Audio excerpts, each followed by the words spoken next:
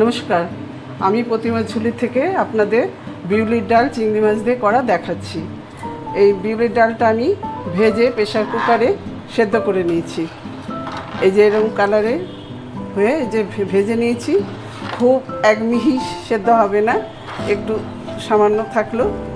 সেদ্ধ করার পর এর মধ্যে আমি 6টা কাঁচা লঙ্কা গোটা দিলাম যার পছন্দ অনুযায়ী, আর এখানে হলুদ দিয়ে দিলাম 1 টিস্পুন,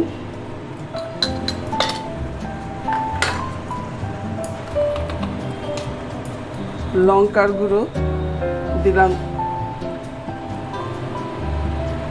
2 চামচ,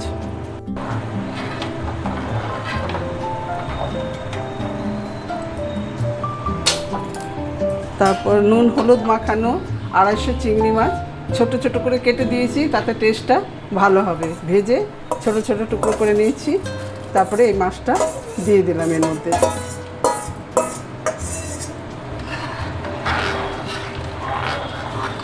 এইদিকে ডালটা হতে থাক, আর এইদিকে আমি কড়াই বসিয়ে দিয়েছি, ফোড়ন দিয়ে ওটার মধ্যে ঢেলে দেব। ডালটা হচ্ছে, চিংড়ি মাছ দিয়ে ফুটুক, সব দিয়েছি আমি এখানে। এখন এখানে আমি কড়াই বসিয়ে দিয়েছি, ফোড়ন দিয়ে ওটার মধ্যে ঢেলে দেব। ফোড়নের জন্য আমি 2 পলা সরষের তেল দিলাম, 4টা শুকনো লঙ্কা ছিঁড়ে দিলাম,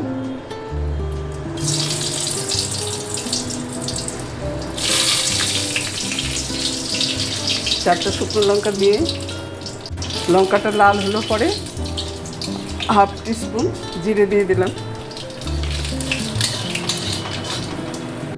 4-5টা তেজপাতা দিলাম,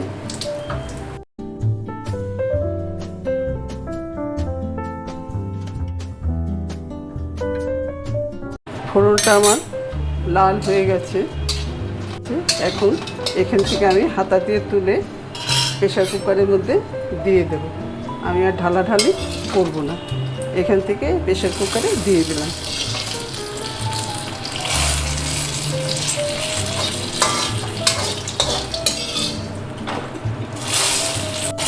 এটার মধ্যে মিষ্টি পড়বে না এক ফোঁটাও।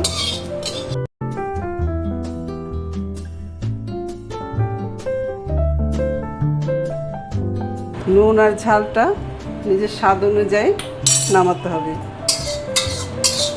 মনে রাখতে হবে এখানে মিষ্টি পড়বে না এক ফোঁটাও।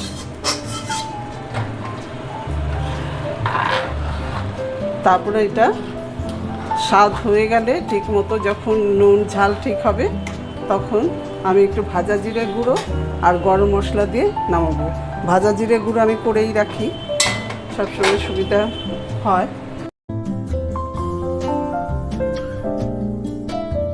আচ্ছা, বিউলির ডালটা আমার হয়ে গেছে, স্বাদ হয়ে গেছে।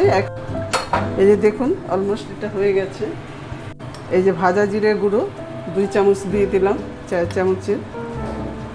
আর কোনো এতে মশলা পড়েনি, কিন্তু শুধু লঙ্কার গুঁড়ো পড়েছিল আর গোটা কাঁচা লঙ্কা পড়েছিল। এতে খুব স্বাদ হবে। এইটা আপনারা রুই মাছের মাথা ভেজে সেটা দিয়েও করতে পারেন। এই বিউলির ডাল খুবই ভালো হয় খেতে, আর চিংড়ি মাছ দিয়ে তো ভীষণই ভালো হয়। ডাল আমার হয়ে গেছে, দেখুন মোটামুটি এরকম হবে। এই টিস্পুনের 1 টিস্পুন গরম মশলা দিয়ে দিলাম। আমার বিউলির ডাল কমপ্লিট।